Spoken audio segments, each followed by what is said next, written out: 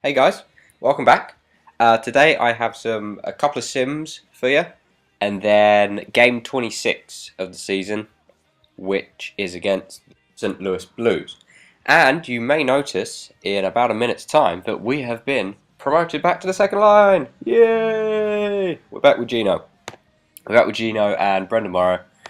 So we've left Brandon Sutter and Pascal Dupuis, and we forced TK down to that third line.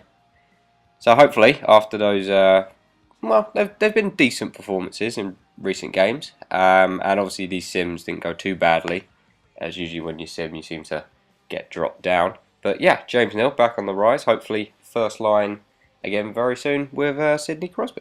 So continuing on from the last episode, in this episode, episode 11, I shall be continuing to talk about the free agent signings. So first of all, I thought we should talk about Daniel Alfredsson and his move to the Detroit Red Wings. Just over 5 mil he's going to be getting. I think it's 5.5 or 5.25. And it was a big shock to see him leave the Sens. Was 18 years there, 14 as captain. Shane Doan, now the longest serving captain in the NHL. I think he's been captain of the Coyotes now for 10 years, I believe.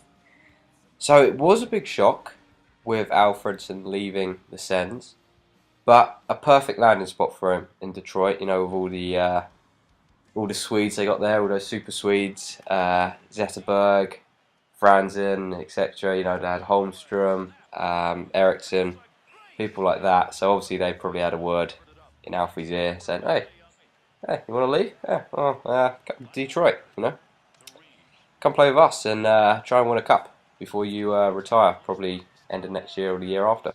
From the interviews I've heard with Alfredsson, it sounds as if the main motivation was trying to win that cup, yet to win one, and really looking. What is he now? Is he 41 or 42? I'm not quite sure, but he's looking to win his first cup, and obviously he believes that the Detroit Red Wings are in a better position to challenge next year than the Ottawa Senators are. It must have been a shame for the fans up there in Ottawa because you know you're losing your captain, a guy who's really put his heart and soul into the team, a great leader, um, a, just a good guy really. I would imagine for the young guys to be around. They always say that the older guys, the better older guys anyway, it's great to be around them, learn from them, so the youngsters can mature quicker really. It did surprise me though that Ottawa didn't seem to fight for him as much as I thought they would. With the amount of cap space they had, going into July 5th, I believe they had 22 mil in cap space. So why not give Alfie 6.5 mil for 1 year? Why not say, hey, we really want you to lead this team. You know, we believe that we can make a run at the cup with a few trades or a couple of key free agent signings. But obviously, either the GM couldn't convince him to stay, or his mind was already made up. But from what we've been hearing, what was it, a week or so beforehand, it was either retire or the Sens.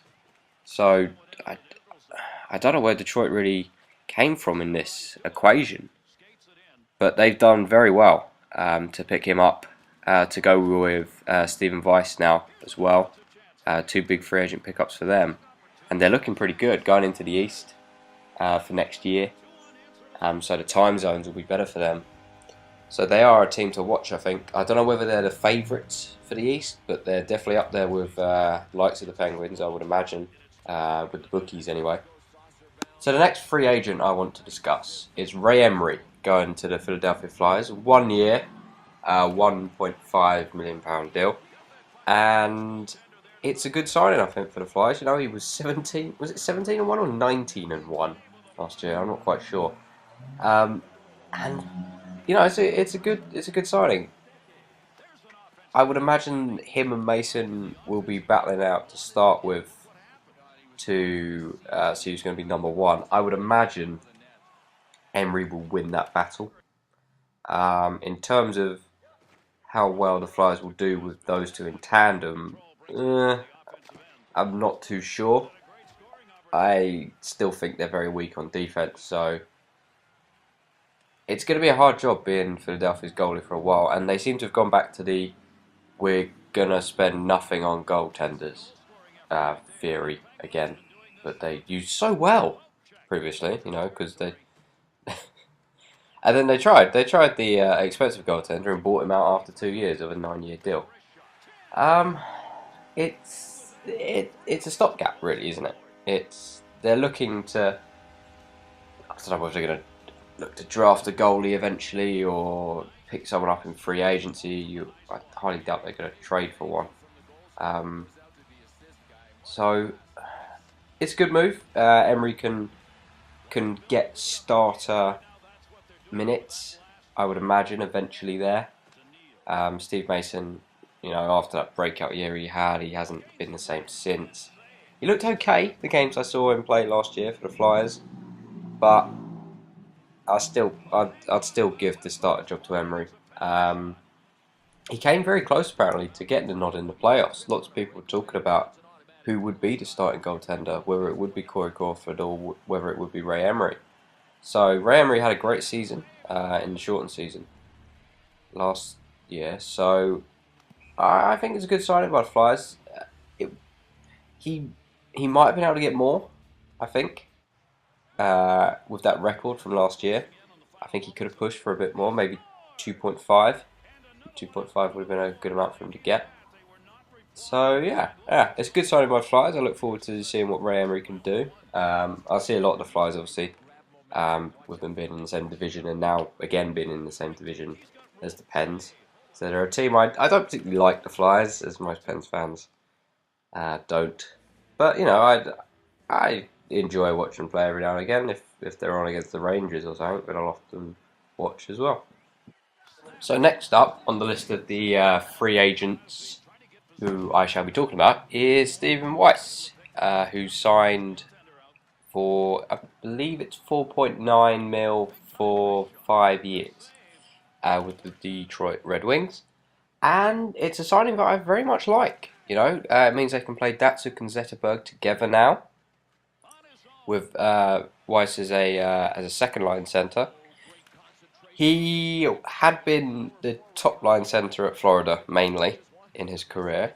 A good all-round player, good defence, and offense. Yeah. He's had good seasons. Injury problems have limited his games in the previous couple of years, but I do like the signing. He was someone that all the analysts really like. He probably is an underrated player, I would say, in the league. He does a lot for the team. He was a one-man team for a while. And yeah, he stuck it out in Florida. He signed a deal which probably didn't represent his value last time round. So he got a good payday, and I think he will be successful there. Detroit have obviously added Alfie as well, so with those two signings, you're looking at a very good side. And Weiss is going to be a big part of that. I would imagine he'll be on the penalty kill, although they do have a lot of very high quality penalty killers there, especially if Helm comes back for next season, which it seems like he will be doing. So overall, I really like that signing by the Red Wings to go with Alfie, and I predict a good season for Detroit. I really would imagine they'll be challenging at the top of the New Eastern Conference, along with Pittsburgh, and maybe the Rangers if they can sort themselves out, and obviously Boston as well. So Detroit, a big day for them was July 5th. They've added 2 very good players, and they're going to have to trade some of their forwards away, because I believe they have 14 forwards under contract without help. So there's going to be some forwards available. I believe they still have to sign Nyquist. I don't think he's been signed as of when I'm recording this video. So get him done. He'll probably be on the 3rd line, I would imagine. He's hotly tipped for the future, actually. So he's going to be an interesting guy to follow in a few years' time, I would imagine. Okay, so that brings us to the end of the second episode, talking about free agents. And in the next episode, I'll just round round up the rest of them, Travis Hamonic, people like that. And also, I will go into detail about the Bobby Ryan trade and really, really break down that trade and look at the components which make it up, the likes of Silverberg and also Bobby Ryan himself.